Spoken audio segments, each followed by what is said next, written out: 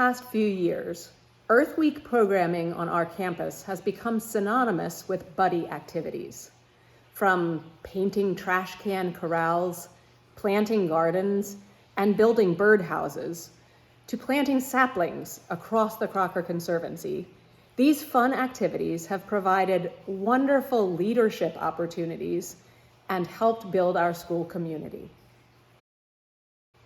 One of this year's Earth Week highlights was a special visit from Mr. Clay Morris, a restoration ecologist.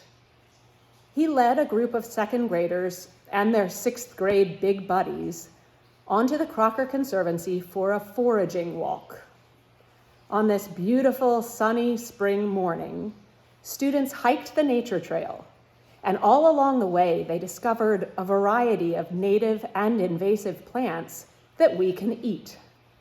It was a fun and engaging way to encourage students to look more closely at the plants around them and potentially introduce them to new foods that might expand their palate.